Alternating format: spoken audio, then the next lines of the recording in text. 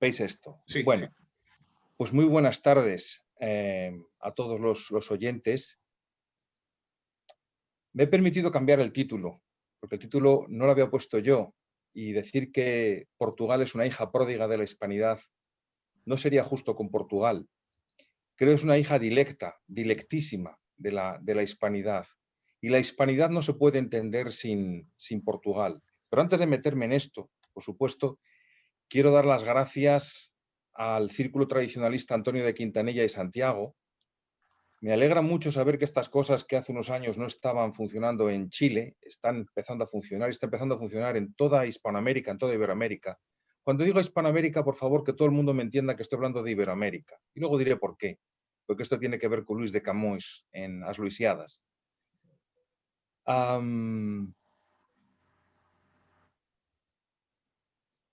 La presentación, en todo caso, mi presentación suelo decir más bien no los títulos o las cosas que he hecho, los doctorados, que eso, cada día tengo más reparos a ese tipo de cosas. Sí diré que soy el exmarido de una, padre de 4 y desencanto de muchos, y espero no ser el desencanto de todos ustedes en esta tarde.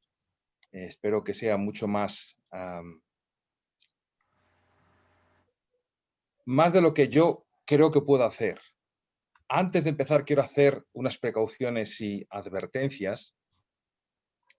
No soy historiador, no soy jurista, soy médico, me he dedicado a la neurociencia buena parte de mi vida. Sí soy, desde que era adolescente, un aficionado tremendo a la geopolítica y como aficionado a la geopolítica, bueno, pues evidentemente voy a hablar de geopolítica, porque es imposible y mucho más en el momento que estamos viviendo nosotros en este momento en el mundo, no hablar de geopolítica me parecería tremendo. Soy muy próximo a Portugal. De hecho, mi familia, por parte de padre, somos de la zona de Braga originalmente, ya hace mucho tiempo, pero la familia viene originalmente del norte de Portugal, de Braga. Pero la provincia de Salamanca, de donde yo soy, está próxima a Portugal. Tuve la suerte de estar más cerca aún de Portugal, porque me siento muy vinculado a donde es mi familia, que es la Fuente de San Esteban, un pueblecito que está ya bastante cercano a la raya, porque nosotros realmente no hablamos de frontera con Portugal, hablamos más bien de raya. Quiero decir que amo profundamente a Portugal, que lo voy a decir está hecho con todo el cariño y tras la reflexión de muchos años, de mis lecturas, pero sí les anticipo, no esperen grandes cosas de esta conferencia, posiblemente les decepcione, les pido disculpas de antemano. Si en este momento ustedes quieren hacer algo mejor con su tiempo, es el momento de despedirse, no les culpo por ello. Soy un perfecto don nadie y voy a hablar de algo muy importante, muy bonito, y si ustedes me permiten decir, insistiré en ello al final de la conferencia, muy sagrado. ¿Qué es Portugal? ¿Y qué quiero hablar un poquito? Quiero hablar de historia y política, porque quizás en el público chileno se conoce menos la historia de Portugal y decir algunas pinceladas de los paralelos y de las peculiaridades que tiene Portugal con respecto a España. Quiero hablar de geopolítica. Me he tenido que morder un poco la lengua en este sentido porque no voy a explicar más que 4 o 5 grandes temas de geopolítica. Y quiero hablar más importantemente, porque a medida que uno se hace mayor, uno quiere hablar más de metapolítica. Y el problema que existe entre el mundo español y el mundo portugués es un problema doble. Voy a empezar por la parte derecha de la diapositiva. Los españoles en general manifiestan hacia Portugal una gran ignorancia y actúan realmente como si no existiese. Incluso a veces con esta cosa que nos caracteriza a veces a los españoles, de cierta fanfarronería, que está totalmente fuera de lugar. Y en Portugal, por una razón lamentable, entiendo yo, desde 1640 se ha indoctrinado al pueblo portugués en el rechazo a lo español, al punto de fundamentar muchas veces la esencia de lo portugués en el rechazo a lo español. Y eso es una contradicción in terminis, una contradicción in terminis. no se puede fundamentar, no se puede afirmar negando. Por otro lado, tenemos el hecho, y esto es una cuestión que ya reconocía Miguel de Unamuno, lo que acabo de decir. Miguel de Unamuno, en un libro suyo precioso que se llama Por tierras de Portugal y España, que creo que está escrito ya por 1910 o 1912, un Portugal y una España con unos problemas de comunicaciones tremendas. No olvidemos que la península ibérica es el segundo país más montañoso de Europa después de Suiza, y en aquella época la orografía era un límite tremendo. Y ya Unamuno, Miguel de Unamuno, el gran Unamuno, se queja de esto. Pero por otro lado, hay otro problema que yo lo considero también que es nefasto. Está el iberismo, al cual yo ya de entrada, y antes de que nadie diga nada, yo me opongo. El iberismo es aquellos que pretenden la unión o la unificación de España y Portugal. Yo estoy contra la unificación de ambas naciones y voy a explicar después por qué y por qué tenemos que aceptar los hechos de la historia y hechos que están ahí que me parece que son muy importantes. Yo no quiero el iberismo, pero tampoco quiero la incomunicación que a veces existe entre nuestros dos países. Y el problema, dado que aunque tengo algunos ilustrísimos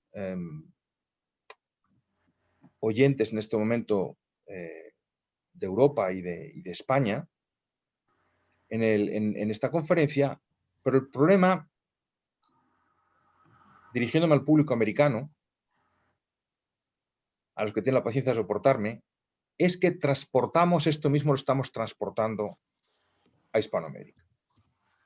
Y el problema es que, de alguna manera, tendremos que entendernos, o quizás un poquito más que entendernos, españoles y portugueses, de la misma manera que brasileños e hispanoamericanos, en este caso hispano por españoles, la América española, la América lusa, la América portuguesa, es decir, Brasil, que ahí están unificados en un solo país, que tuvieron la cabeza de no fragmentarse, porque hubiera sido, creo, muy interesante una Hispanoamérica que hubiera respetado después de la independencia las fronteras de los virreinatos, pero había poderes externos que no estaban evidentemente por esa labor.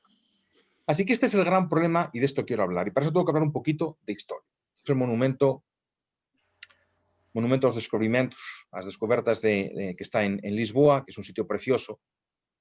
Pocas cosas más bonitas puede ver uno en esta vida.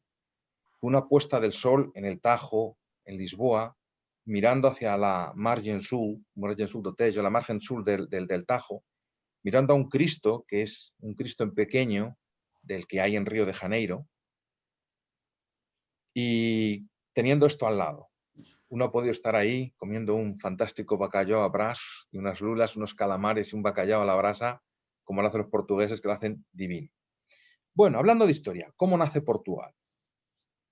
Bueno, voy a empezar haciendo una cosa que no es lo que yo he dicho. Digo que no se puede empezar a afirmar negando, pero sí tengo que empezar negando supuestos que no cuadran ni con el moderno Portugal ni con nada, aunque sean elementos secundarios, constitutivos, pero no son los elementos primarios en mi modo de ver. En primer lugar, si hablamos de lo que existe antes de la romanización de la península ibérica, era un galimatías tremendo de pueblos, de idiomas, de situaciones, de circunstancias que ni siquiera se podían entender entre ellos. A pesar de que lo que es pues toda la mitad noroeste de la península, incluso un poquito más, era fundamentalmente celta, pero ni siquiera se entendían entre ellos. Había muchísimas dificultades, ¿no? Y ahí está cuando la romanización, esa división en primera en las tres grandes provincias, la tarraconensis, la lusitania y la bética. Pero evidentemente la lusitania no coincide con lo que hoy es Portugal. De hecho, yo soy lusitano. Y a mucha honra. Lusitano interior, pero lusitano. Y además la capital de la Lusitania estaba en algo que hoy día es España, que es Mérida, entonces se llamaba Emérita Augusta, que lo pueden ver ustedes aquí ahí está la capital de la Lusitania. Bueno, luego se fragmentan un poco más. las provincias romanas, pero esto no importa, lo tienen ustedes un poquitín ahí a la derecha, pero vienen las invasiones germánicas. Y también hay quien ha querido fundamentar la esencia de lo portugués en lo suevo, pero lo suevo afecta a algo al norte de Portugal y sobre todo más a Galicia. Ahí tiene la distribución básicamente, que es esto que tienen ustedes en la parte de arriba, de la parte noroeste del mapa que yo estoy señalando. A ver si tengo problema con el cursor. Aquí. Aquí. Esto que estoy señalando es el territorio suevo. Bueno, más adelante, lo que sí hay que decir es que lo que hoy día es Portugal y lo que hoy día es España, y eso es un factor crucial y un factor importantísimo, somos profundamente romanizados. Y todo lo que va a ser la historia de España y Portugal no deja de ser, en todo sentido, y muy especialmente en relación a la epopeya americana de ambos países, y a la epopeya universal, porque Portugal también se extendió muchísimo por África y por Asia, pero no deja de ser un exportar esa manera de entender las cosas romana. Y esa manera de entender las cosas romana había ya, por cierto, incorporado toda la filosofía helénica, toda la razón griega, lo había metido con el derecho romano, y para estas alturas del 300, 300 y pico después, más adelante, curiosamente la península ibérica fue de las zonas donde más prendió el cristianismo. Entonces, ese ethos que viene de Jerusalén o del Sinaí, si ustedes prefieren, que están fundamentalmente, en cuanto a la parte ética, encarnado en los mandamientos de la ley de Dios, estos tres pivotes se asientan de una manera fortísima. Y al punto, si ustedes me permiten, que si a día de hoy considerásemos dónde aprendió más la romanidad y dónde todavía está más viva la romanidad, curiosamente no es en la península itálica, como alguien pudiera suponer, sino que son justamente en dos extremos del Imperio Romano, el extremo oriental y el extremo occidental. Rumanía y la península ibérica es donde más arraigó este ser romano y esta manera de entenderse lo romano. Después de esto, vienen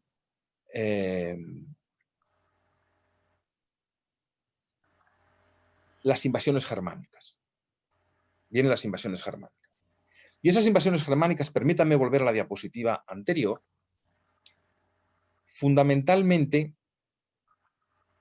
anterior. Ustedes tienen ahí lo que es la parte del reino suevo, y todo lo demás es casi todo ello visigodo, en esa época, excepto algunas zonas que fueron tomadas en principio por los vándalos y por los alanos. Vándalos, suevos y visigodos eran germánicos. Los vándalos se fueron más hacia el sur y acabaron muriendo y desapareciendo en las arenas del desierto. No eran un pueblo muy recomendable, al punto de que la palabra vandalismo, que está en muchísimos idiomas hoy día, designa un modo de comportarse que todos conocemos. Los alanos eran iranios, pero eran también indoeuropeos, aunque no fueran específicamente germánicos, pero habían ido migrando hacia el oeste. En cualquier caso, nada de estas cosas que estoy comentando es constitutivo de la esencia de Portugal. Sin embargo, hablaba aquí de Roma. Roma basó su imperio en un gran gobierno local. Espero que el futuro, la situación que estamos actualmente viviendo, que es enormemente compleja y que a veces cuesta pensar cómo vamos a salir de todo esto, a mí me cuesta creer que no vayamos de vuelta a un gobierno local. Y yo he aprendido muchísimo de municipalismo de la mano de un autor portugués al que les recomiendo vivísimamente. No es fácil encontrar sus textos, pero se los recomiendo vivamente, que es Luís Almeida Braga, el gran municipalista portugués que hunde sus raíces claramente en ese municipalismo que impregnaba todo el Imperio Romano y particularmente esta parte occidental del Imperio Romano. Pero ya vamos a encontrar una particularidad. Los portugueses tienen la característica de la parroquia, de lo que llaman la freguesía. Eso es una característica que se encuentra mucho menos hoy día en España, por algunas zonas de Galicia. También había un político portugués del siglo XX que decía que que los gallegos no son más que portugueses más allá del Miño, al norte del Miño, que es la línea divisoria del río Miño, que divide en Galicia de Portugal.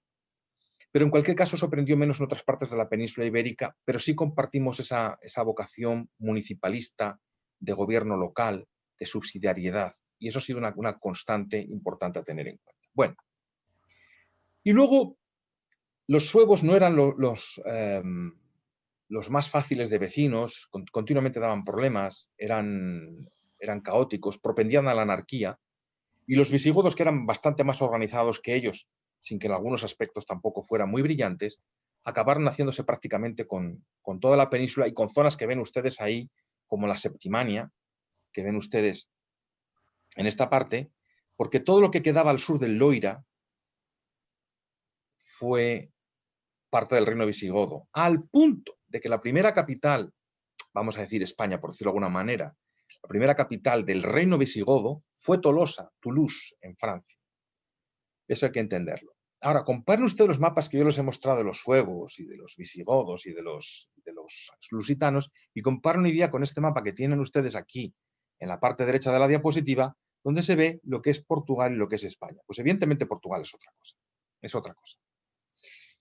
Ahora, si ya la romanización nos dio a ambas patrias ibéricas que compartimos el solar ibérico, nos dio, dijéramos, un fundamento común en tantos y tantos aspectos, el segundo aspecto vino determinado por la invasión musulmana. Se dice que los musulmanes, habría que decir que los musulmanes estuvieron en España 800 años, bueno, en algunas partes de la península ibérica, que fundamentalmente fue el sudeste, el reino de Granada. Pero vean ustedes que para el año 1000, lo que es el tercio norte de la península ya estaba conquistado. Y eso incluía territorios que hoy día son de Portugal y otros que son de España. Y ustedes tienen aquí, yo he querido marcarlo, los tres grandes focos de la Reconquista. Aquí tienen ustedes el foco, la Reconquista, que no es más que la reacción de los cristianos que habitaban el solar ibérico, que dicen, nos han invadido una gente que nos intentan imponer un modo de cultura que no es el nuestro, que nos imponen instituciones que no son las nuestras, que nos graban con impuestos extremadamente onerosos, que nos ponen tremendas dificultades a nuestra religión y a veces fueron realmente terribles. O sea, muchas de las cosas que vimos del fundamentalismo islámico ya se daban en el año 800, año 900 en la península ibérica. Y fue una guerra a vida o muerte por parte de todos los pueblos que habitaban la península ibérica. En este foco de aquí, es el foco occidental, el foco de Covadonga, para que ustedes entiendan, en este foco que va hacia abajo, todos los focos van en dirección norte-sur más o menos. Y este es el foco astur-leonés, que es el que crea Portugal, porque el Portugal original, como vamos a ver en un momento cuando hablemos del condado portucalense, el Portugal original es precisamente parte del Reino de León. El foco central, por así decirlo, que es el foco vasco-cántabro o cántabro-vasco, que se da en las montañas cantábricas, también tiene dirección norte-sur, y luego está el foco del Pirineo Oriental, que va también en dirección norte-sur. Curiosamente, fíjense ustedes, aquí tenemos las 3 de las 4 grandes lenguas que tiene la península ibérica hoy día. Afortunadamente no hemos tenido un jacobinismo tan brutal como el francés, que ha exterminado montones de lenguas regionales preciosas, como ha ocurrido en la vecina Francia, pero este foco occidental da lugar al galaico portugués. El portugués, históricamente, lingüísticamente, es un derivado del gallego. Otra cosa es que el gallego de hoy día, y sobre todo este gallego manipulado políticamente, vergonzosamente, que han destruido el idioma gallego, se lo han cargado. El gallego de verdad no tiene que ver con este castrapo que se habla hoy día en Galicia, que es una vergüenza, pero el galaico portugués es una misma lengua. El foco central da lugar al castellano, que es como en rigor deberíamos hablar el español, porque español es el gallego, español no es el portugués, evidentemente, pero el portugués podemos asimilarlo al gallego en ese sentido del punto de lingüística. Español es el catalán, que es el que da lugar, en la parte oriental tienen ustedes precisamente el que da lugar al catalán. Esto dijéramos como curiosidad lingüística. Lo que ocurre es que luego hay unas leyes de la lingüística en general, y aquí está el tema de que generalmente la lengua que está en el centro es la que acaba adoptándose como lengua franca. Hay más lenguas que han desaparecido. Existían, entre el castellano y el galaico portugués, existía el leonés, y el leonés hoy día ha desaparecido prácticamente, excepto una localidad muy pequeñita, ya tiene muy poquitos hablantes. Yo creo que hablantes de verdad no creo que lleguen ni a 50.000 en este momento, que se llama Miranda do Douro, y donde allí sí que es la única lengua cooficial del Estado portugués hoy día, que es el leonés, el guionés, como se dicen ahora. Algunas personas en León, en el norte de León, de la región de León, están intentando reivindicar, pero de manera pasiva.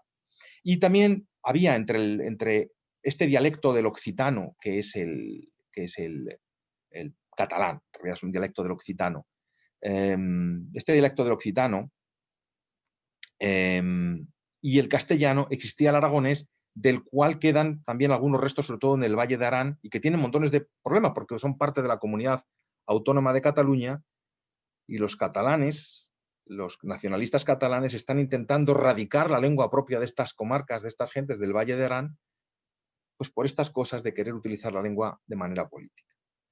Bueno, ¿dónde está, por tanto, si todas estas cosas son comunes, por qué Portugal es distinto? Bueno, empecemos aquí a dar donde yo creo que está el auténtico nacimiento de Portugal y su peculiaridad. Como he dicho, Portugal nace separándose del Reino de León. Alfonso VI de León tiene un yerno que es Enrique de Borgoña. El yerno es muy atrevido, es muy zarpado, como dicen los argentinos, y intenta darle gran autonomía a este condado portucalense que es la zona del norte de Portugal hoy día. De Portugal, viene el nombre de Portugal hoy día, y la capital estaba en Oporto, en Porto, que es Oporto, bueno, por ahí viene.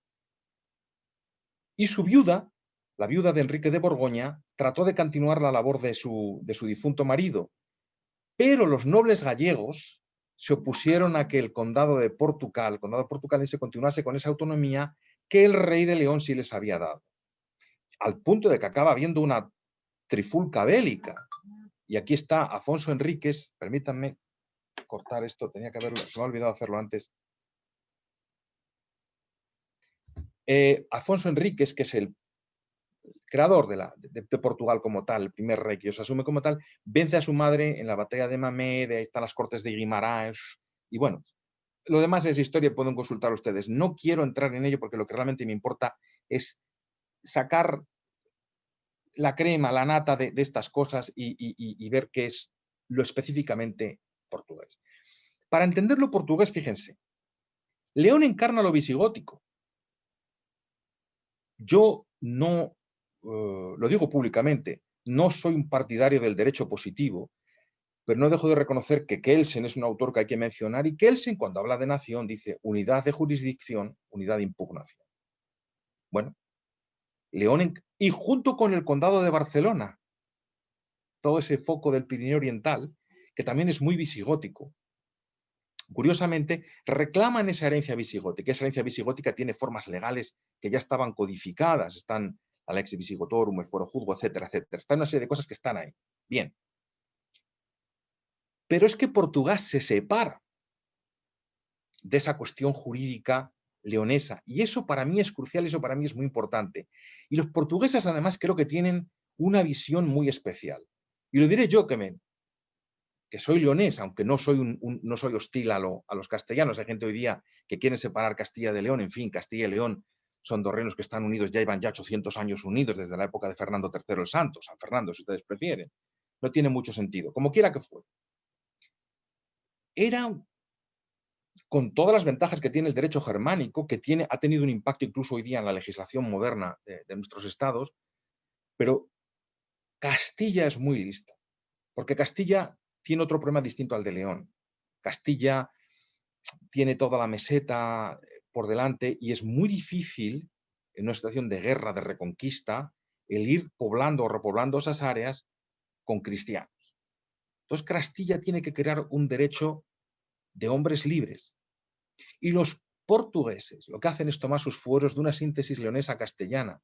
Yo quiero no he querido estar más datos porque he tenido suerte de que me ha pasado algunos datos el profesor Guillermo Pérez Galicia, que va a publicar un libro que yo estoy deseosísimo de hincarle el diente porque, por lo que he podido ver del libro, es muy apetecible, que se llama España, Esencia y Origen.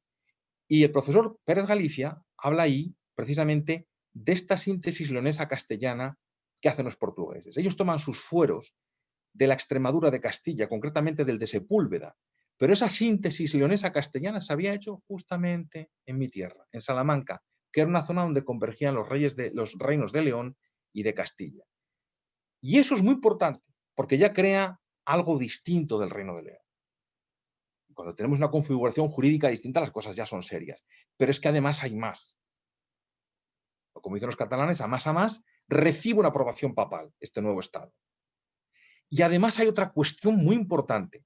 Mientras que todos los demás reyes peninsulares, el de León, el de Castilla, el de Aragón, etcétera, el de Navarra, continuamente entran, dicen, yo soy rey de Navarra, pero además soy imperator hispani, soy el emperador de las Españas, porque querían volver a esa situación, dijéramos, visigótica, de la unidad visigótica, donde toda la península estaba unificada.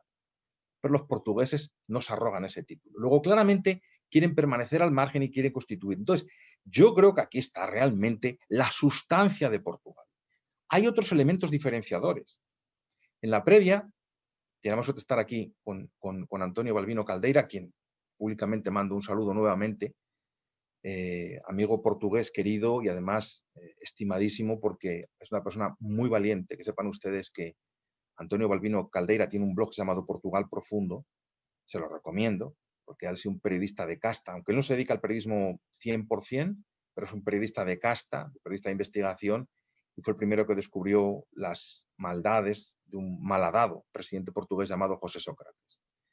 Bueno, hablábamos del Císter, y hablábamos del monasterio de Alcobaça, pero curiosamente, fíjense que hablábamos antes de Enrique de Borgoña, del yerno de Alfonso VI, curiosamente, los borgoñeses tenían mucha afiliación con el Cluny. Y el Císter y el Cluny, como son, el Cluny es una escisión del Císter, estas cosas han pasado siempre en las órdenes de la Iglesia Católica. Les gustaba la idea, igual que habían conseguido, en aquel tiempo Borgoña no estaba asimilada a Francia, era un reino aparte, que en algún momento se viene con el reino de España. Absolutamente los borgoñeses encontraban ya demasiado fuerte el centralismo francés que imponían desde París en aquella época. No les voy a contar lo que hicieron los franceses cuando llegaron a Montpellier, que había sido parte del reino de Aragón, y cuando por los tratados eso se entrega a los franceses. Nunca los del reino en Cataluña se les dejó escribir en español, en catalán, en latín, total libertad.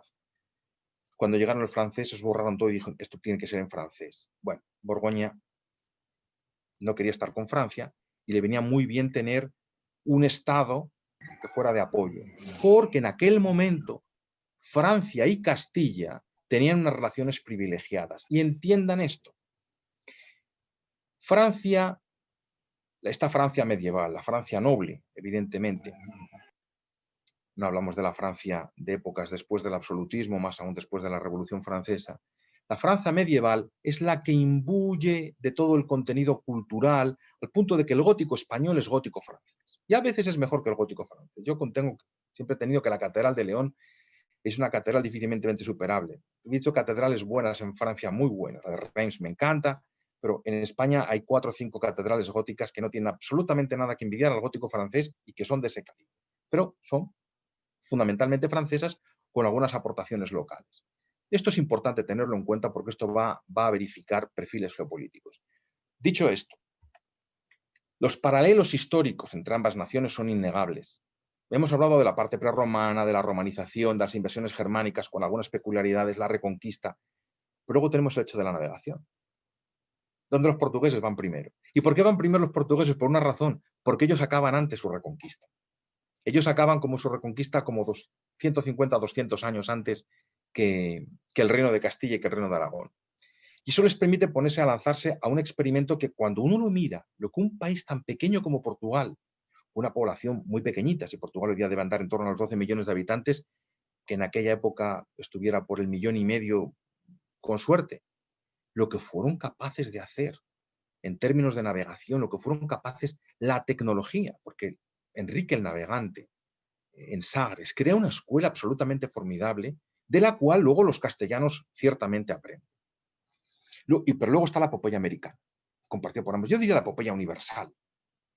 Hablamos de americanos quizás por el público al que me estoy dirigiendo, pero la epopeya universal, porque, repito, que lo que hicieron los portugueses en África y en Asia fue tremendo, y además, en este caso, transportando como ariete primero de fuerza cultural a los jesuitas, que tenían una gran capacidad de adaptación en este sentido. Sin embargo, cuando nuestra decadencia entra, empezamos a estar al sometimiento, estamos sometidos por potencias extranjeras. Y aquí es donde empieza el problema. Porque Francia ha tenido siempre, sobre todo desde que introduce una dinastía francesa, y hay muchos elementos franceses en España, Francia ha tenido un metimiento en Francia indebido. Cuento un dato, por ejemplo, muy sencillo. El 90% de los supermercados españoles son franceses. El 90% de la venta de supermercados en España es francesa. Más no le cuento. Quizás a los chinos estén comiéndole un poco de terreno a los franceses, pero imagínense. Y Portugal lo ha sido por Inglaterra. Tenemos también toda esta época que viene después del 1640, que es muy aciaga, porque hay muchas cosas que pasan ahí. Es decir, el imperio portugués empieza a ser socavado no por el inglés inicialmente, curiosamente, sino por el holandés. Pero Holanda y Gran Bretaña siempre han ido de la manita, por lo menos estos últimos 500 años. No hablo de antes. Inglaterra, por ejemplo, si no llega a ser por la ayuda inglesa, por ejemplo, en una de las batallas más decisivas, si no la más decisiva de toda la reconquista de la península, que fue la batalla de las Navas de Tolosa en 1212, si no llega a ser por la caballería inglesa, creo que no se hubiera vencido. En fin, después de esas, en los siglos ya XVII avanzado, XVIII, XIX, tenemos un montón de problemas. Hay un conflicto en Portugal y en España, quizás esté más... Hay sus peculiaridades que difieren un poco, pero bueno, el carlismo y el miguelismo, por ejemplo, corren de junto. ¿Por qué? Porque los liberales y los absolutistas van por un lado y los tradicionalistas van por otro. Y Portugal jurídicamente, esto les recomiendo que lean a Francisco Elías de Tejada, que tiene todo un libro acerca de la historia jurídica portuguesa, y el derecho político hispánico corre en paralelo, y es muy importante. A veces no conocemos a los autores portugueses, sería bueno. Fin. Y luego los imperios son destruidos a manos anglos, ambos, el portugués y el español. En el español, los restos del imperio, Cuba, Puerto Rico, Filipinas, en 1898, y en el caso portugués, mucho sometimiento en Asia, mucho entrometimiento en lo que había sido posesiones suyas en Asia, y la traición fundamental que se le hizo durante años, que supuso un sangrado brutal a Portugal durante los años 60 y principios de los 70. Pero también España y Portugal comparten otro paralelo. En el orden mundial dictaminado en Yalta en 1943, se le metieron dos chinitas en los zapatos al mundo. Esas dos chinitas se llamaban Salazar y Franco. Con todos sus defectos, fueron contrarios al novus ordo, ¿verdad? Y finalmente, bueno, el tema de la Unión Europea, que no sé. Bueno, más cosas, por ejemplo.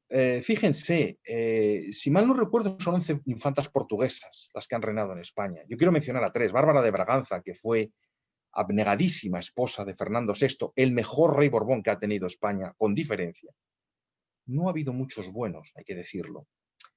Isabel de Portugal, que es la esposa de Carlos I de España y V de Alemania, madre de Felipe II, y también otra Isabel de Portugal, que estaba casada con Juan de Castilla, que es la madre de Isabel la Católica, la gran reina castellana, la gran reina del descubrimiento de América. Las primeras palabras que aprende son en portugués. La relación entre los países es mucho más íntima de lo que la gente pueda pensar. Los portugueses tienden a hablar mucho de la batalla de Aljubarrota, para mí en exceso, pero voy a mencionar la batalla de Aljubarrota y voy a mencionar otra cosa, que es la batalla de Toro, para que vean ustedes cómo son las relaciones peninsulares o cómo eran en este sentido. Miren, Aljubarrota es un mito fundacional para los portugueses. Y ahí Juan I de Castilla es derrotado a manos de Juan I de Portugal, que estaba Y Juan I de Castilla estaba casado con Beatriz de Portugal. La diapositiva está mal. Bueno, pero eso había venido porque había habido 3 guerras antes, porque un rey portugués, Fernando I de Portugal, quería entrometerse en el trono de Castilla. Ahora, hay que entender en qué contexto se da eso. O sea, disputas dinásticas, entrometimientos lógicos de países que están al lado y que hay mucha relación entre ellos y que ha habido muchos matrimonios entre las ambas casas reales, etcétera, se da en el contexto de la Guerra de los 100 años y de la Peste Negra. Y aquí, fíjense, Inglaterra va con Portugal, Filipa de Lancaster es evidentemente un factor fundamental desde el punto de vista de la realeza, y Francia, que había tenido unas relaciones privilegiadas con Castilla desde los tiempos de poco después de Carlomagno, la relación entre Francia y el año 900, año 1000, ya era una relación bastante sólida. Yo intento ver esto más bien como una síntesis superadora. Una síntesis superadora. Primero, países vecinos tienen fricciones casi inevitables, una reflexión de la fragilidad humana. Escuché ayer una conferencia muy interesante que había pronunciado el profesor Miguel Ayuso, y donde aludía a muchos temas que tienen que ver con la fragilidad humana. Claro, no es deseable, y menos entre países cristianos que tienen una cosmovisión idéntica. Pero tanto había habido intentos por un lado como por el otro de someterse de Castilla a Portugal y de Portugal a Castilla. Pero hay implicaciones que son implicaciones metapolíticas. Una implicación que tuvo esta guerra, esta batalla, la batalla de Juarrota, como había potencias extranjeras involucradas, es que los territorios franceses son abandonados por los ingleses, que los tenían, incluso tenían títulos de propiedad. Que recuerdo cuando Guillermo Conquistador en el año 1066 conquista Gran Bretaña, él parte de la Normandía, ¿no? Hay implicaciones históricas, porque se cambia de dinastía, entre que empieza la dinastía de Avis, y hay implicaciones metapolíticas. Aquí se junta con el tema de Santa Juana de Arco, porque al permanecer Francia en la órbita católica,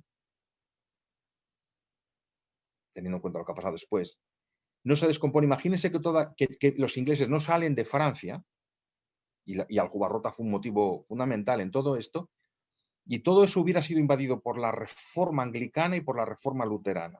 Europa que hubiera podido, creo que la Europa meridional hubiera recibido un golpe, si no mortal, casi.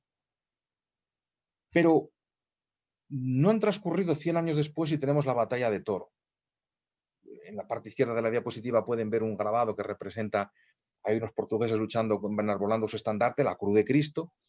Y esto es una foto reciente de hace unos poquitos años que me encanta, donde oficiales españoles y portugueses celebran juntos ahora ya todos los años la batalla de Toro. Y esta hermandad realmente me gusta, creo que es lo correcto para hacer esto. ¿Qué es la batalla de Toro? Bueno, se libró en lo que hoy día es la provincia de Zamora, antiguo reino de León, también próxima a Portugal, fronteriza con Portugal, entre Alfonso V de Portugal y el príncipe Don Juan de Portugal. Y gana este último, ¿verdad? Pero se da en el contexto, porque esto es importante ver en qué contexto se da, en un contexto de una guerra de sucesión castellana, porque Enrique IV de Castilla hay un problema dinástico y de sucesión, y hay una serie de cosas. El problema es que otra vez volvemos a tener influencias internacionales. En este caso, Francia cambia de bando, apoya a Alfonso V de Portugal y Don Juan, el príncipe Don Juan, que está, dijéramos, como con Castilla, es apoyado por Aragón.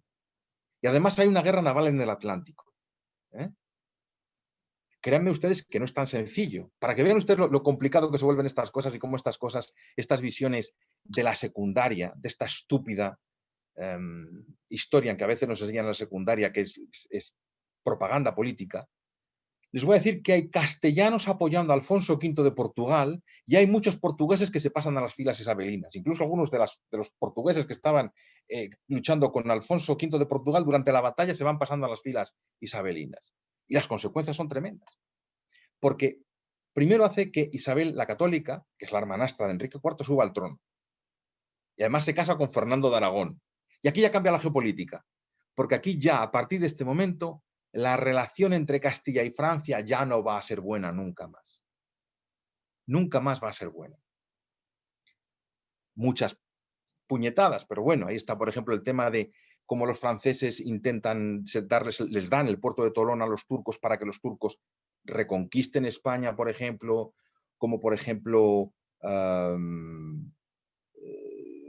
las diatribas que tuvo lo mal que lo pasó Carlos I con su primo, Maximiliano de Francia, etcétera, en fin.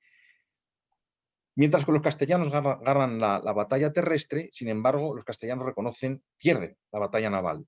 Y hay un reconocimiento de la hegemonía naval de Portugal, que además se amplifica luego en la batalla de Guinea, en África. Y aquí quiero traerles a colación a Antonio Sardiña. Y Antonio Sardiña me parece que es un autor que hay que leer. Yo lo voy a recomendar, luego voy a decir lo que me parece su obra cumbre. Pero fíjese que Antonio Sardiña nos dice que hay portugueses sirviendo a castellanos y castellanos sirviendo a portugueses, que hay una interacción continua y que no es confrontación en muchos casos, que es cooperación y que tiene mucho de espontáneo.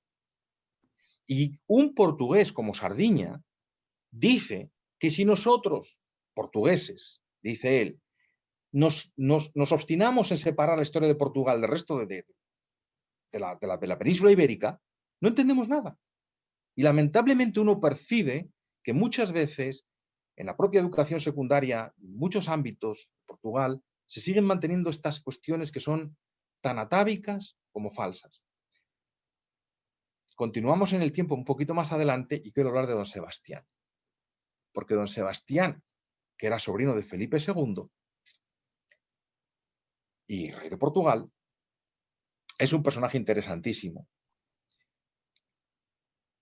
Uno tiene que decir que lamentablemente no le hizo caso a su tío Felipe II y a algunas personas, un almirante de los Países Bajos, pero almirante de Castilla, un holandés, que le advirtieron gravísimamente de que no se metiera en lo que se metió, que fue en la batalla de Alcázarquivir.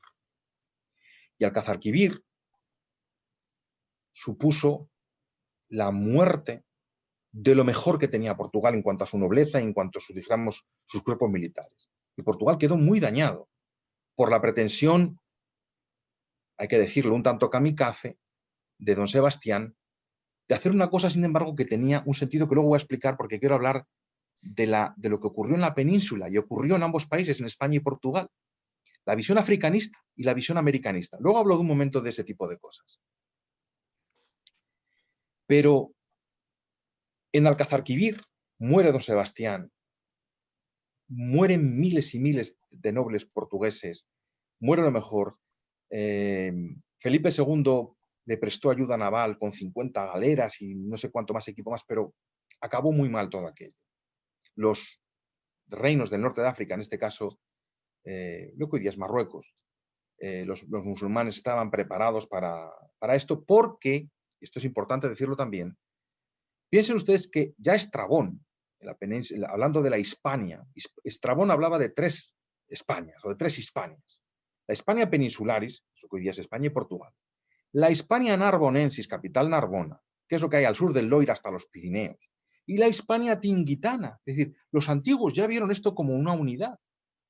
Y como esto se veía como una unidad, y siempre había habido un vaivén a ambos lados del estrecho, fíjense ustedes en lo siguiente. La reconquista no acaba en la península, continúa. Esa es la razón por la cual, por ejemplo, hoy día las ciudades que hay españolas en el norte de África, Ceuta y Melilla, no están consideradas como colonias. Sí lo está, por ejemplo, Gibraltar, la usurpación de terreno español por parte de los ingleses, pero no lo está como colonia, no lo está ni Ceuta ni Melilla. Ceuta, por cierto, es portuguesa, no es española, y de hecho la bandera que tienen la bandera de la ciudad es portuguesa, la portuguesa que tenían entonces. ¿Por qué está Ceuta con España? Porque cuando Felipe II, cuando se separa otra vez Portugal de España, porque desde este momento, desde 1580 hasta 1640, si no me equivoco en mis fechas, España y Portugal tienen el mismo rey, pero siguen manteniendo la independencia de sus estados. Felipe II fue muy sabio en este aspecto. Y los propios portugueses, creo yo que más sensatos, le llaman el calumniado o calumniado, porque realmente se ha hecho una leyenda negra de él que no hay por dónde agarrarla. No hay por dónde agarrarla. No quiero hablar, luego si quieren hablamos de la leyenda negra. Bueno, Tánger ya estaba en manos portuguesas. para que se hagan ustedes idea, Tánger, que ustedes conocerán por la película de Lo que el viento se llevó. Tánger ya estaba en manos portuguesas, no recuerdo cuánto, en el 1400 poco. O sea, es decir, se intenta hacer una cabeza de puente del otro lado porque es la única manera de tener ese peligro permanente que hay ahí de los musulmanes. Y recuerden que es que el Imperio Otomano llegaba hasta lo que hoy día es Libia, que es exactamente la razón por la cual los turcos hoy día, en este neo-otomanismo que estamos viviendo, están otra vez metidos en Libia. Ese es el tema. El otro gran africanista, junto con don Sebastián, que estaba empeñado en esta cosa suicida, evidentemente, fue Cisneros, el cardenal Cisneros, regente de Castilla a la muerte de Isabel la Católica. Y ustedes en el mapa de la derecha verán que estas posiciones de aquí, estas propiedades, que son Ceuta y Tánger, eso es Portugal. Pero todas estas, Melilla, Orán, Bujía, etcétera, que eran además zonas de una piratería brutal y que para poder navegar por el Mediterráneo había que tener controlado, lo contrario, había una piratería pues como la que hoy día hay en Somalia, en el Cuerno de África, ¿no? Máxime cuando los aragoneses ya habían establecido, dijéramos, había el reino de las dos Sicilias, que es Nápoles y Sicilia, y Cerdeña era parte del reino de Aragón. Entonces había que navegar el Mediterráneo occidental, no podía permitirse que estuviera en manos de piratas berberiscos. Vuelvo a Felipe II, porque Felipe II y Felipe III, y parte de Felipe IV, vamos a decir, no fueron malos gobernantes. Al contrario, creo que si miramos los datos, y desde un punto de vista hasta del más duro nacionalismo portugués, hay que entender que Felipe II respetó las instituciones portuguesas, prohibió que los castellanos intervinieran en política portuguesa, no impidió que los portugueses entraran en el reino de Castilla, pero sí impidió a los castellanos entrar en el reino de Portugal, lo cual creo que era una medida lógica porque en ese momento Portugal estaba débil y había que protegerla, porque el desastre militar de Alcázar-Quibir había causado una serie de daños, pero claro, luego vinieron una serie de problemas. Y el problema con Felipe IV ya se llamaba el conde duque de Olivares. Porque ahí el sentido de misión que se había tenido en España y Portugal se pierde. Y por eso yo ya lo llamo los años malhadados. Y ahí se empieza una decadencia muy fuerte, que tiene que ver con muchas cosas. Pero además tenemos una intromisión de un país que ya empieza a estar en alfa, que es la pérfida Albión. Pérfida y pirata Albión, porque ellos basaron su imperio naval, en principio, en la piratería. Y fíjense ustedes, en este mapa que tienen ustedes aquí, que muchísimos de estos sitios, donde los portugueses habían llegado, que es lo que tienen en rojo, y donde habían llegado parcialmente, es lo que tienen en rosa. Y quiero que presten atención a este territorio que yo les voy a marcar aquí, este territorio de aquí en rosa, que es la zona que une de África, que une Angola con Mozambique. Atención a eso porque luego lo vamos a ver en un momento. El imperio holandés primero y el imperio inglés después empezaron a socavar lo portugués, igual que socavaban lo español, ¿eh?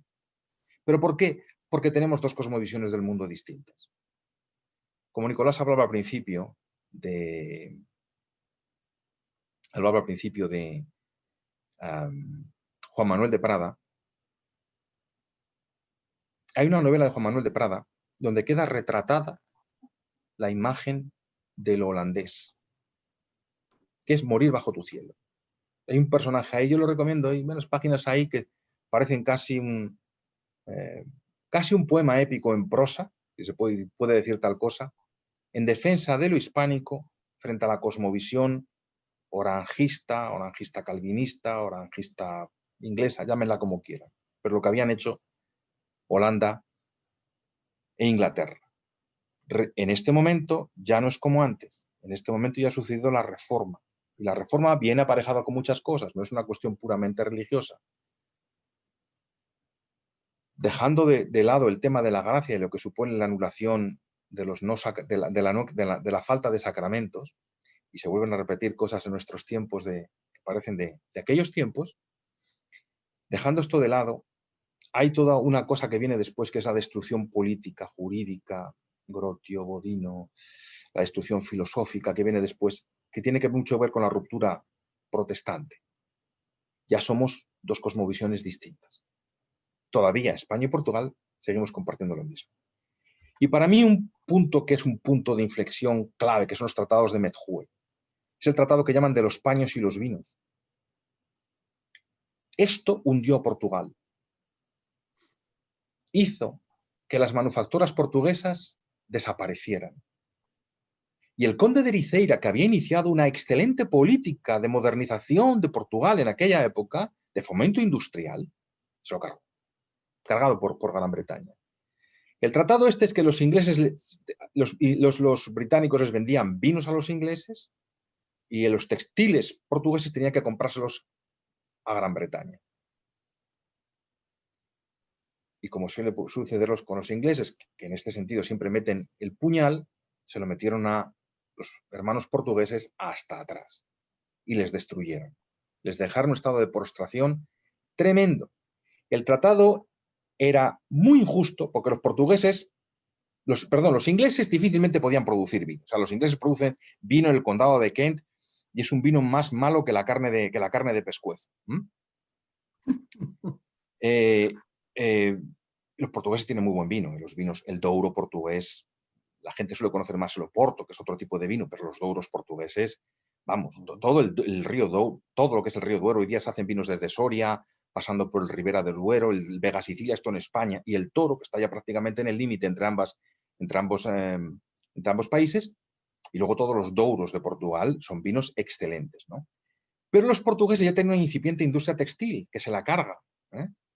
Entonces, encima, fíjense, a ver, que diga yo de cosas que me acuerdo así de memoria.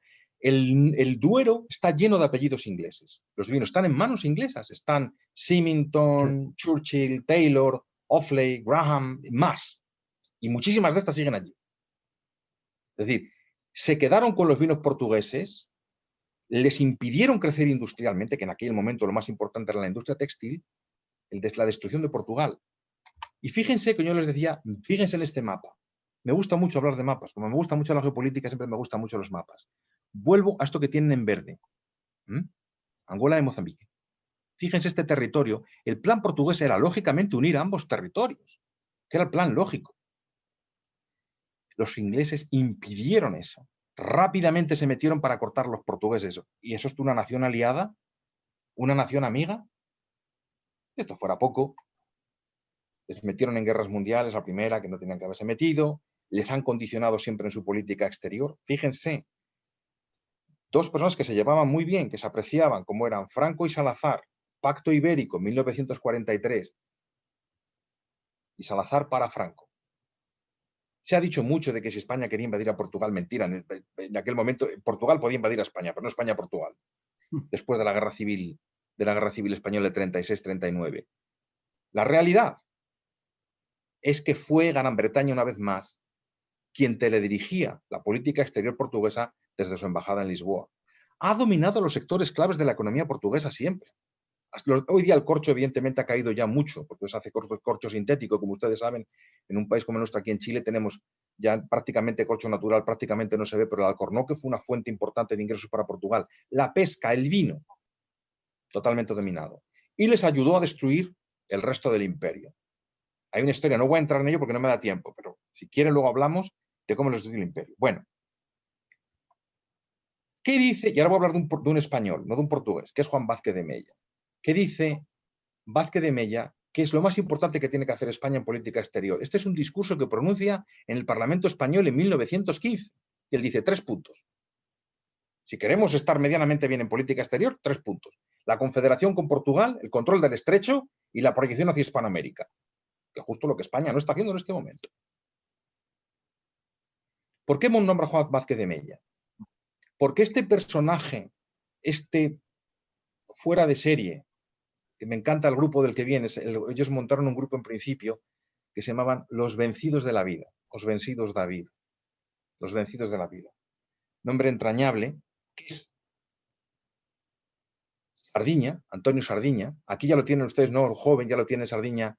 Murió con 30 y pocos años. Y él dice, en relación a España y Portugal, dice, tenemos que ser países independientes, pero nuestra defensa y nuestra política exterior tienen que ser comunes. Si no, esto no funciona. Y a mí me da que esto es exactamente el punto donde tendríamos que estar hoy día. Y estamos oyendo, españoles y portugueses, estamos oyendo esta cosa terrible, con un insulto. nos llaman los pigs, los cerdos, nos llaman Portugal, Italia, Grecia y España, es decir, todo el sur de Europa. Todo el sur de Europa.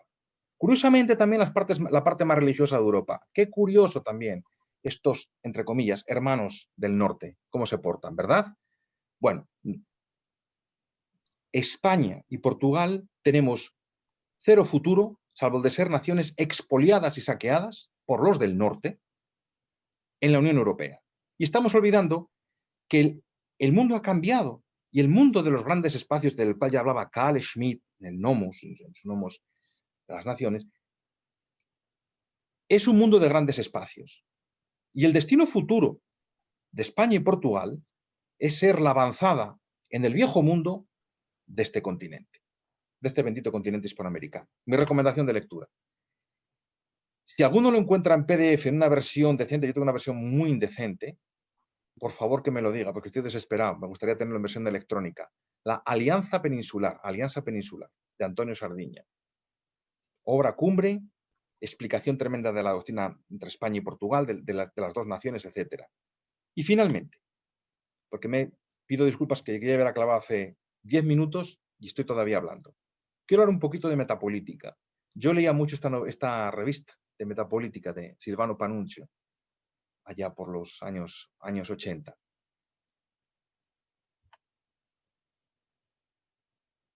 Y metapolítica en clave cristiana. Miren, en Portugal hay todo un tema. Portugal, las apariciones de la... O sea, si ustedes me preguntan a mí cuál es el hecho más importante del siglo XX, yo les diría las apariciones de la Virgen María en Fátima, en Portugal, en 1917. Pero oiga, las guerras mundiales ya están ahí. En 1917 la Virgen pronostica el final de la primera y anticipa ya la segunda. Pero es que vienen más cosas que hay ahí. El otro día tuvimos una conferencia estupenda del profesor Julio Alvear sobre Fátima, y él insiste en que el dogma, con lo que había dicho la Virgen, o el ángel, ya no me acuerdo, el dogma de la fe no desaparecerá en Portugal. Y además hay un tema del ángel de Portugal, una provisión pontificia, un ángel de Portugal, la Virgen María hablando de Portugal. ¿Realmente algún español sensato, católico, que no tenga que decir, oiga, ¿qué es que el cielo quiere a Portugal? ¿Y para qué quiere el cielo a Portugal? España está perdida. Yo estoy convencido de que los portugueses nos acabarán reenseñando la fe a nosotros. Creo que esto es un poco lo que Irlanda estaba llamada a hacer con Gran Bretaña. No sé si lo van a hacer porque Irlanda se fue por una ruta de perdición. La Virgen María en Fátima aparece fundamentalmente con una devoción, que es la del Inmaculado Corazón de María. Curiosamente, en España, en lo que había sido la capital imperial española, en Valladolid, donde está el santuario de la Gran Promesa, que les invito a que lo visiten cuando pasen por allí, por Valladolid, se le aparece el Sagrado Corazón al Padre Hoyos. Y al Padre Hoyos le dice, reinaré en España y reinaré con más veneración en otras partes. Fíjense qué cosa. Después de la defección francesa, que no quiso consagrar Francia al Sagrado Corazón, el rey de Francia, a pesar de que Santa Margarita María de Cox lo había pedido por activa y por pasiva y tenía buenos contactos como para llegar a la corte, y dijo que no. Esto viene a España. El gran propagador de la devoción del Sagrado Corazón ha sido un peruano, un hispanoamericano, el padre Mateo Corou. Fíjense esta cosa de la península con el Inmaculado Corazón y el Sagrado Corazón, los dos corazones. Qué cosa más misteriosa y cuánto tenemos que aprender. Quiero volver con el sebastianismo, ya encaminando al final de esta charla.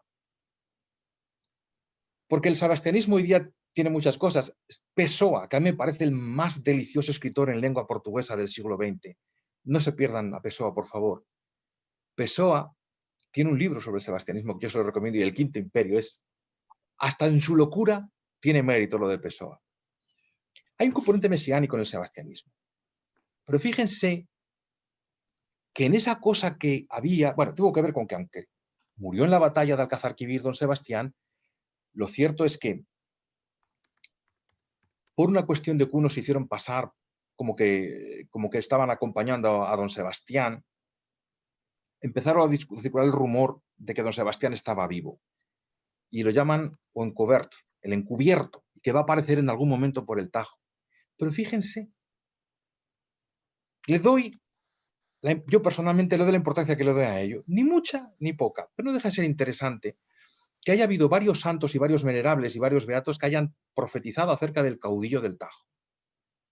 Un río que une tremendamente a los dos países, el Tajo como vertebrador. Hay un componente mesiánico, insisto, en todo esto, pero quizás tenga que ver con esto. Vintila Oria, en un libro que apareció el mismo año que él murió, en La Reconquista del Descubrimiento, acaba el libro de la siguiente manera. Dice, ¿el mundo será español o no será? Si me permiten, yo diría, el mundo será hispánico o no será, y en hispánico, de nuevo, vuelvo a incluir lo ruso. Portugal, España, son el símbolo y han dejado Estoy teniendo un problema, Nicolás, de que me están apareciendo cosas rayadas en la presentación. Espero que esto no interfiera. Portugal y España encarnan la fe, la esperanza y sobre todo la caridad. La trascendencia, en una palabra. Frente a otras propuestas que hay en el mundo, que hay varias. Otra gran geopolitóloga hoy día, que es Gisbeleni Gallardo, muy joven, una mexicana realmente brillante. Hay una conferencia que ha dado recientemente acerca de los 6 o 7 grandes proyectos que hay en el mundo. Y el mundo hispánico no está en ninguno de esos. No reconocemos, no nos damos cuenta de esa ecumenia universal en Cristo, que solamente España y Portugal, juntos, no separados, pueden, no diré liderar, porque España y Portugal ya no están en condiciones de liderar, somos países viejos, ni siquiera de implementar. Eso está, lo de la implementación y llevar esto a cabo está más en manos americanas, pero sí de inspirar dicho proyecto. Un proyecto de monarquía social, representativa, cristiana e integradora. Frente a eso, el odio, el nihilismo inmanentista, o lo que estamos viendo ya hoy día, que le estamos viendo los perfiles, de tintes ya luciféricos de algunas de estas cosas. Esta es una bandera que la encontré por ahí y me hizo mucha gracia, porque evidentemente es una superposición de 3 cosas. Las aspas de Borgoña de Reino de Castilla, la cruz de Cristo portuguesa y el escudo imperial con las quintas, que son el símbolo de Portugal, del periodo filipino. Desarrollemos, porque de lo contrario vamos a perder este tren de la historia, esta inteligencia conceptual para ver qué es este proyecto de la hispanidad, donde España y Portugal tienen que jugar un rol indispensable. Y esto no lo puede hacer, tienen que hacerlo las dos, no puede hacerlo solamente España y no puede hacerlo solamente Portugal. El profeta Isaías profetizó que llegando tiempos que todavía no han sucedido, las naves de Tarsis volverían a surcar el mundo. Quizás esas naves sean las herederas de las naves de Enrique el Navegante o de aquellas otras carabelas que salieron de Sevilla, porque Tarsis anda por ahí, por la desembocadura del Guadalquivir, llega hasta Ayamonte, esa zona de por ahí, esto es lo que dicen los arqueólogos en este sentido. Así que luchemos porque esas naves de Tarsis, con la cruz de Cristo en las velas, vuelvan a surcar al mundo. Muchas gracias. Muchas gracias a ti, muchas gracias Juan Medías, muchas gracias a usted, profesor.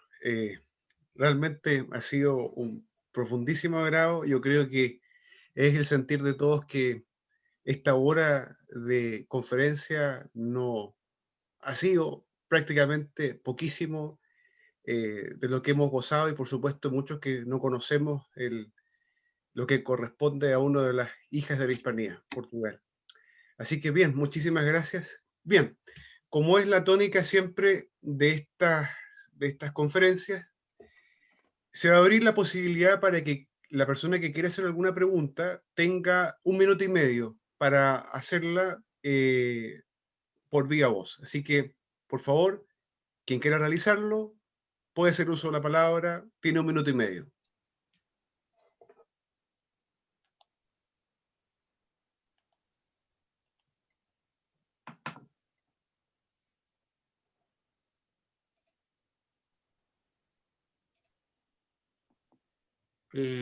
¿Puedo hacer alguna pregunta? Arturo Salazar, adelante. Gracias. Primero agradecer la exposición sobre la historia de España y Portugal. Estuvo muy buena, muchos detalles que no se conocen. Muchos detalles que no se conocen acá en el mundo más hispánico. Pero, a ver, ¿cuál es el panorama político actualmente en Portugal?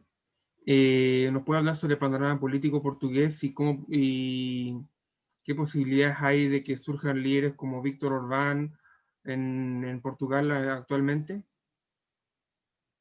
Bueno, yo aquí entre el público están personas que saben, que son realmente expertos en la situación política portuguesa, como el profesor Balbino Caldeira, que está aquí con nosotros en este momento, y quizás habría que transferirle a él la pregunta. De mi conocimiento, yo creo que Portugal ahora mismo, no teniendo una situación política tan grave como la española, porque los portugueses en general, frente a la inmoderación española, el portugués tiende a ser moderado.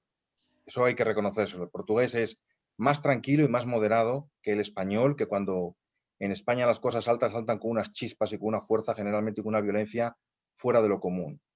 Entonces, no es una política tan desquiciada la situación política portuguesa como la española, pero salvo, no sé, y le preguntaría aquí a Antonio Balbino, que está con nosotros, le preguntaría si hay posibilidad de que surja algún Orbán o alguien de este estilo en Portugal.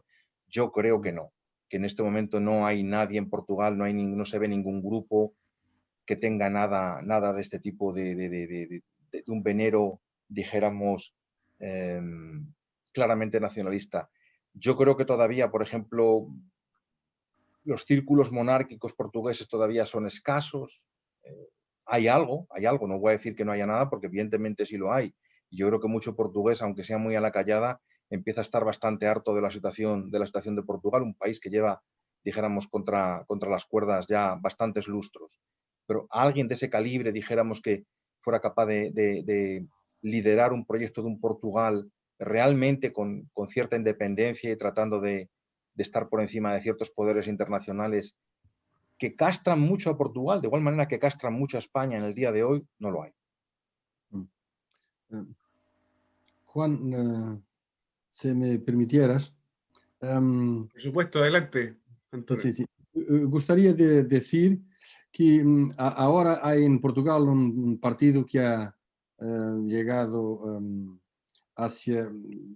desde las últimas elecciones, que se llama Chega, que en castellano se puede traducir por llega. Yeah.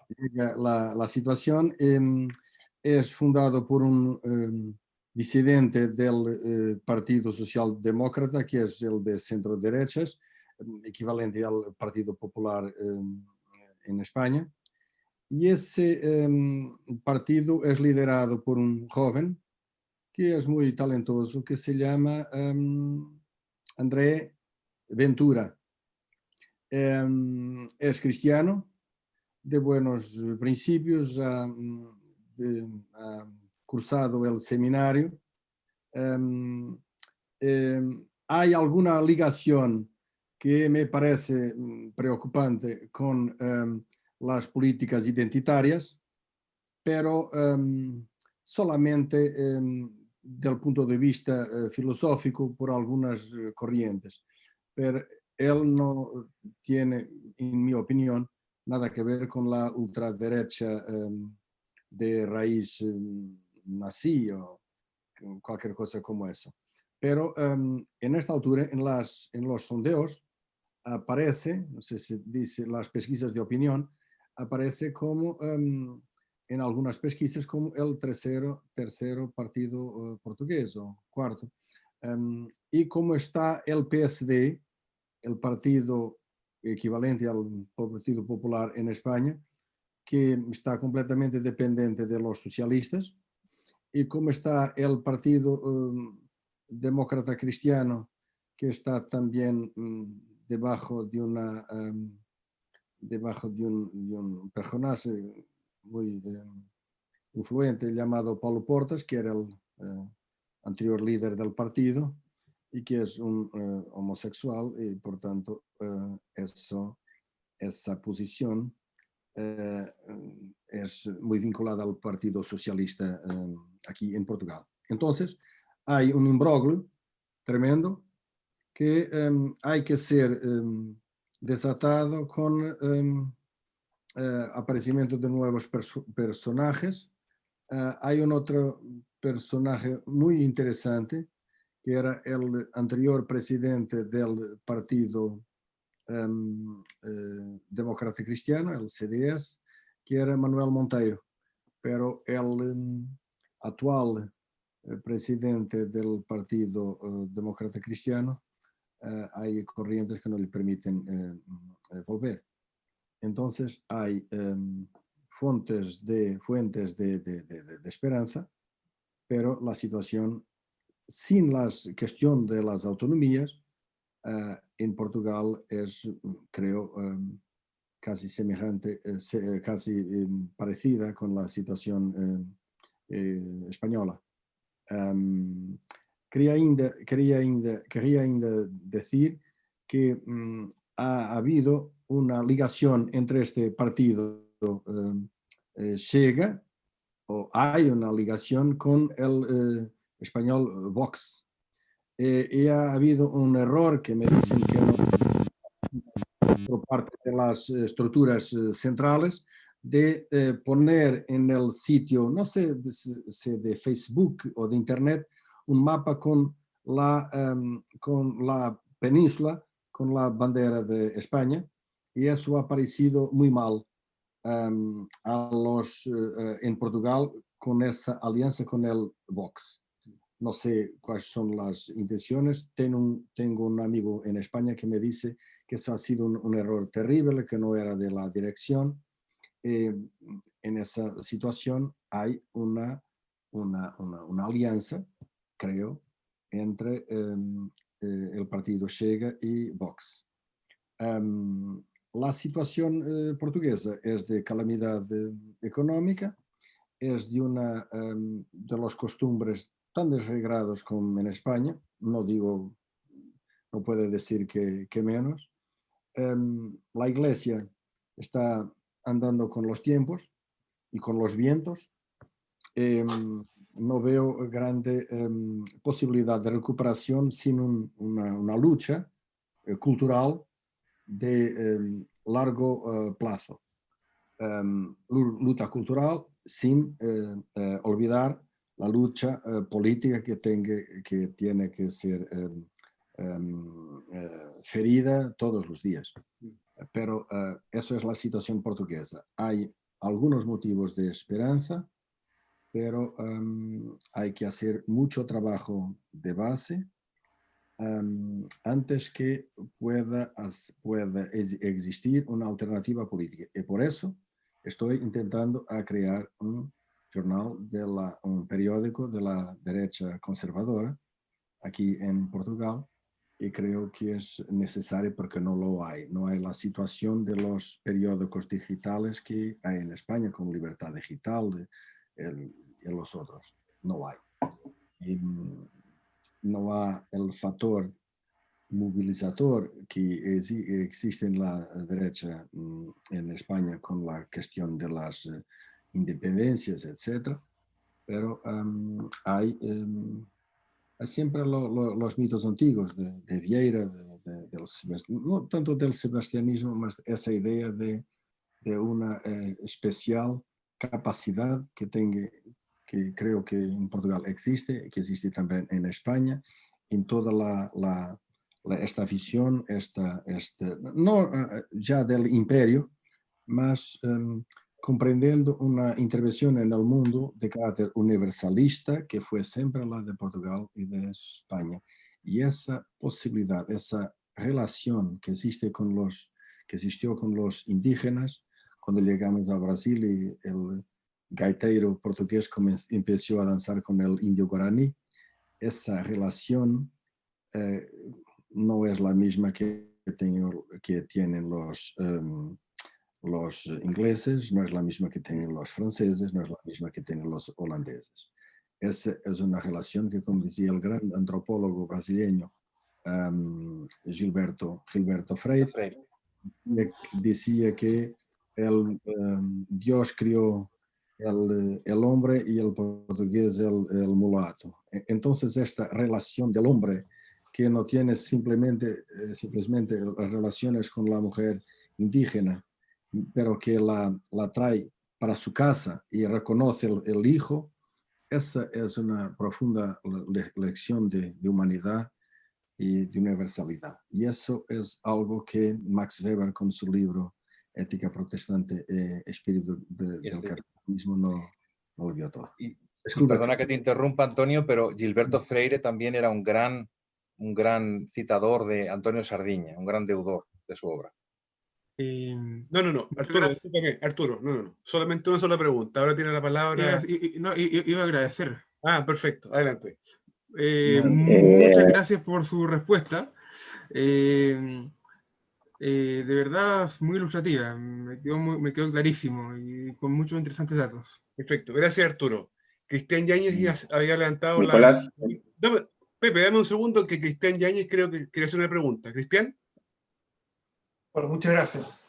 ¿Qué tal, Juan Matías? Tanto tiempo, un agrado saludarte. Muchas gracias por la magnífica exposición, espléndida. Ahí ratificaste algo que yo he discutido con bastantes personas y creo que nosotros tenemos efectivamente, somos los herederos privilegiados de la cultura greco-latina, y esto está ratificado. Nadie más que Iberia representó la romanización.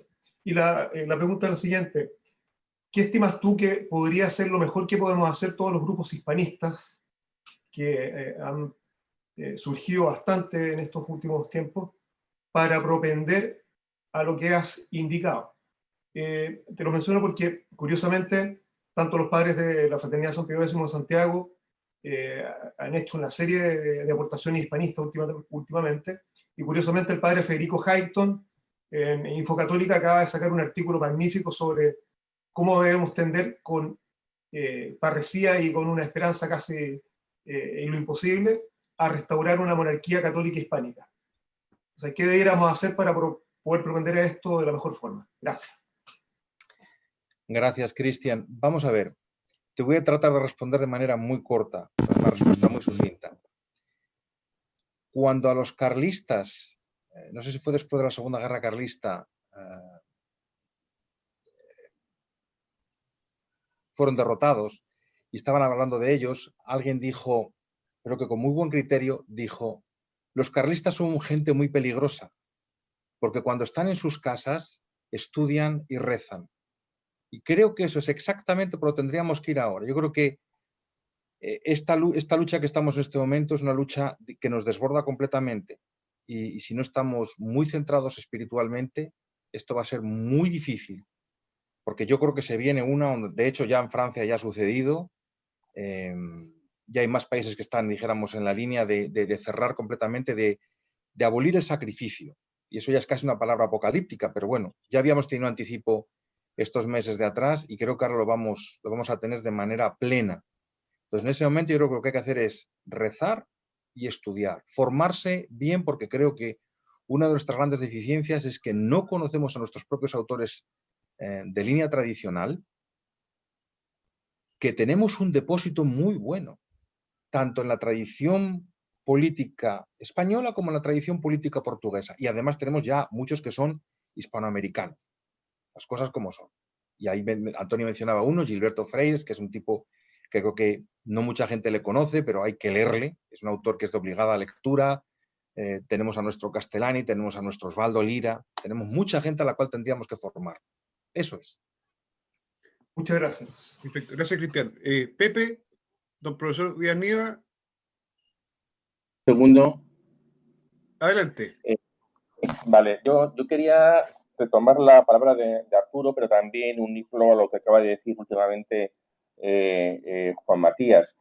El problema de Portugal, si lo comparamos, por ejemplo, con España, que tampoco es que sea mucho mejor que Portugal, a partir del año 75, 76, realmente, digamos, lo que se puede llamar la derecha nacional, los movimientos nacionalistas, postzaristas, que reivindicaban a Antonio Sardina por otro lado, los monárquicos, o sea, todo ese un mundo amplio, amplísimo, para hacerlo lo más amplio posible, digamos, si lo comparamos con otros lugares, con España, realmente ha sido como muy débil.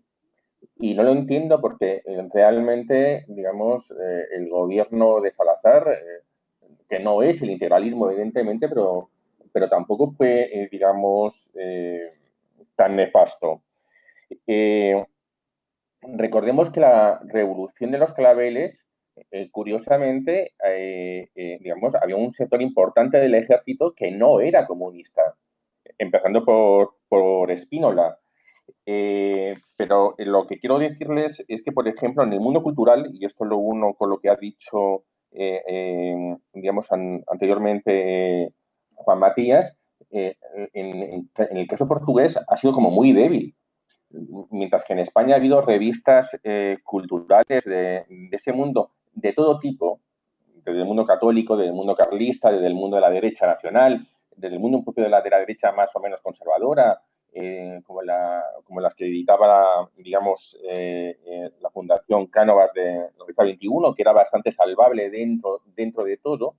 Digamos, en el caso portugués, y ahí hay algún amigo portugués que me puede corregir, en el mundo más religioso, la revista Resistencia, en el mundo más político, digamos, futuro-presente, que bien es cierto que representaba una derecha, pero una nueva derecha, pero más bien una nueva derecha más bien católica, o por lo menos no pagana, la actividad que realizaron o que realizan actualmente pues, Jaime Noguera Pinto y Antonio Márquez de Deza,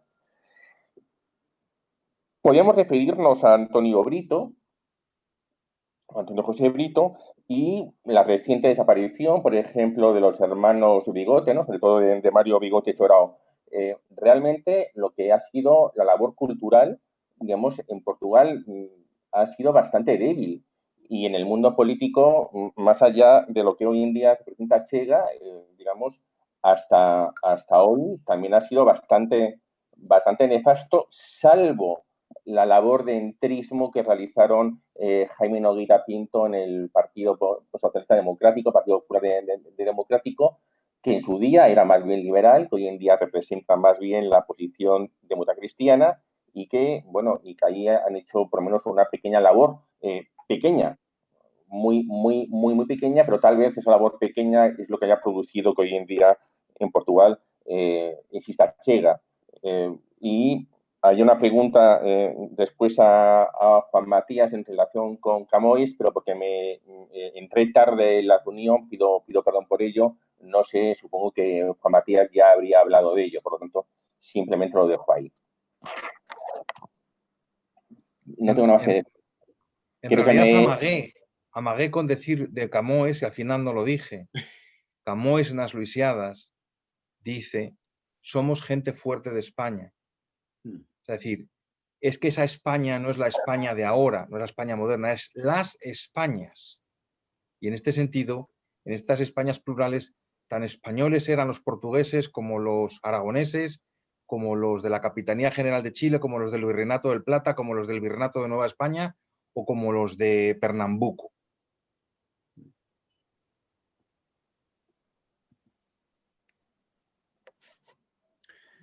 Perfecto.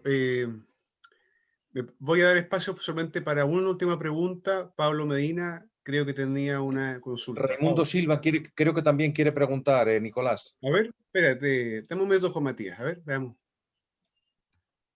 Ya, vamos a darle la palabra a Pablo Medina y por último finaliza Raimundo. Pablo, adelante. Gracias. Mi pregunta es más bien corta. Me ha llamado la atención que ha comentado que había una autora que había hecho como un panorama de los grandes proyectos geopolíticos que hay en el mundo en este momento, que había contado unos 6 y no había contado entre ellos a la hispanidad o al proyecto político hispánico. Y me ha llamado poderosamente la atención eso y quería saber si podía, no alcancé a notar el nombre de la autora para poder investigarlo más, si lo podía repetir y tal vez hablar un poquito de eso, aunque sea brevemente. No Muchas sé si mi gracias. memoria va a dar para acordarme de los 6 que hay en este momento. La autora se llama Gisbeleni Gallardo. Y no me acuerdo con qué, uno de estos canales virales que le vi recientemente. Vamos a ver si me acuerdo, por lo menos de 4 o 5, sí creo que me acuerde. Ella empieza diciendo lo que es obvio, que el mundo de hoy son 3 grandes países. Son Estados Unidos, Rusia y China. Entonces, hay un proyecto, que es un proyecto euroasiático, que es el ruso, y está muy permeado. O sea, por más que queramos, a pesar de todas las cosas que queramos decir, Putin evidentemente tiene elementos de Alexander Dugin metidos dentro de su política, por lo menos de su geopolítica, eso es innegable. Está el proyecto chino, que es el proyecto de la Ruta de la Seda. Ruta de la Seda, que no nos olvidamos, tiene una interacción con el proyecto euroasiático, porque la Ruta de la Seda terrestre atraviesa Eurasia. Pero hay un proyecto hay un proyecto de Ruta de la Seda que es el marítimo, que también está muy organizado por los chinos, y hay un proyecto ahora que es un proyecto que está dando lugar a grandísimos conflictos con el mundo anglosajón, que es el proyecto ártico, el proyecto a través del Ártico. Porque el día que China empieza a exportar a través del Ártico, va a llegar de manera mucho más fácil. Es decir, la tecnología de los rompedores de hielos ha avanzado muchísimo en estos últimos 25 años, eso ya es posible. Entonces, ahí hay 2 proyectos. Hay un proyecto que es un proyecto, ella lo llama como proyecto liberal masónico, y posiblemente tenga que ver con lo que hoy día quizás de manera arquetípica está representado en este momento por el Partido Demócrata de los Estados Unidos y las personas, la germanía que está a su cargo. Sería un proyecto que evidentemente tiene ramificaciones también en la Unión Europea. Hay un proyecto británico, es muy interesante que ella dice que hay un proyecto británico, y lo hay, y la prueba es el Brexit, como ella dice. Creo que con esto van 4, si no me equivoco. Hay un proyecto que es el más pequeño de ellos hoy día, que tiene que ver con ciertas familias importantes que ha habido en Europa y que tienen ramificaciones también en América, tanto en Norteamérica como en Sudamérica, que tiene que ver un poco más con lo católico. Son gente que fueron aliadas de una iglesia, pero es una iglesia a la que hoy día, ¿a cuál de las 2 iglesias se unen? ¿A la iglesia de la Deep Church, de la iglesia profunda, o de la iglesia de toda la vida que mantiene la tradición y el depósito de la fe? Y ahora mismo no me acuerdo cuál es el otro. Esos eran los 5, pero había uno más. Ahora mismo no soy capaz de recordar cuál es el otro. Quizás hablase del Muchísimas proyecto de gracias. Trump. El proyecto de Trump es un proyecto, dijéramos, de un proyecto desglobalizador y un proyecto que trata de volver a un cierto nacionalismo en el mundo. Pero en esos no menciono al proyecto hispánico, porque yo insistí al final y utilicé una palabra que la he copiado de otro politólogo, que es Daniel Stulin, que es muy interesante. Es un tipo que viene de la inteligencia, de la contrainteligencia soviética. Él ha sido agente de contrainteligencia, y él habla de la inteligencia conceptual, que dijéramos como una idea, pero hoy día creo que no tenemos las ideas vertebradas como para lanzarnos a un proyecto. Por eso lo que le dije a Cristian antes, tenemos que estudiar y poner ciertas cosas en claro. Gracias, Juan Matías. Y por último, Raimundo. Sí, muchas gracias, Juan Matías. Muy buena tu conferencia, muy ilustradora de muchas cosas. Y solamente preguntarte qué te parece o cómo se podría entender las palabras de Nuestra Señora en Fátima cuando dice que en Portugal se conservará siempre la fe. ¿Se referirá quizá a estos pequeños grupos tradicionalistas, conservadores que aún conservan el verdadero depósito, o es algo más amplio, más universal? ¿Qué piensas tú de eso? Bueno, voy a hablar por mi experiencia propia de los viajes que he hecho a Portugal y lo que yo he vivido en Portugal. En cuanto a grupos, dijéramos, si queremos decir, de defensores de personas de la misa en latín y esto, curiosamente Portugal, que era muy débil también en esto, últimamente, en estos últimos años, ha experimentado un crecimiento en estos grupos tremendo. O sea, empieza a haber, por ejemplo, el norte de Portugal no tenía misa tridentina, empieza a haber un grupo de fieles importante en el norte de Portugal, en la zona de Oporto. Se ha consolidado mucho el grupo de Fátima. Hay grupos en la capital, por supuesto, en Lisboa, que lógicamente es como el centro de gravedad, lógicamente, de Portugal. Pero hay otro tema, que uno lo nota con la gente sencilla del pueblo portugués. El portugués es muy bueno. La persona portuguesa en general francamente, tiene dos grandes virtudes. Una, que son gente calmada, que lo he dicho antes, y gente pacífica. La otra, que son gente hospitalaria. Son gente muy hospitalaria. Y cuando tratas con esta gente, sobre todo con gente sencilla, a veces en pueblos pequeños o cosas así, te encuentras con que esta gente rezan su rosario, tienen una vida de fe, y uno ve que hay cosas que en otros países han desaparecido y que allí se dan. El único otro país, tampoco es que haya recorrido todo el mundo, el único otro país donde yo he visto algo de esto es México. También así en sectores muy populares. Entonces yo creo que hay algo más que no solamente un grupo, dijéramos, de gente que es a lo mejor con mayor formación o que tiene la posibilidad de ir acceso a una liturgia que realmente expresa el depósito de la fe mejor que otras. No, yo creo que en Portugal hay algo inherentemente bueno y me lo encuentro muchas veces. Bueno, yo, mis dos provincias, dijéramos, de enganche son lo que llaman ellos Beira Interior y Trás-os-Montes de Alto Douro. De Trás-os-Montes de Alto Douro es una de las zonas más pobres de Europa, si no la que más. Creo que una otra comarca griega. Y yo allí me he encontrado con unas manifestaciones de fe sencilla y de fe popular fuera de lo común en estos tiempos que vivimos. Perfecto, gracias Juan Matías. Me permito, a propósito de que el profesor Santos citó a Fernando Pessoa, solamente un verso que le dedicaba a don Sebastián. Cito: de mi locura que otros se apoderen con lo que en ello había. ¿Qué es sin locura el hombre más que un animal sano, cadáver aplazado que procrea? Bueno, creo que naturalmente en esta afirmación de Pessoa hay claramente esa proyección en la tradición, en el futuro y por supuesto en la eternidad, más que simplemente un juego de palabras. A nuestros amigos de Portugal, muy obrigado. A nuestros amigos de Portugal, muchísimas gracias. A todos ustedes. Y nada más quiero hacer, profesor Santos, por su magnífica conferencia. Muchísimas gracias y que tengan todos ustedes muy buenas tardes. Gracias, buenas tardes.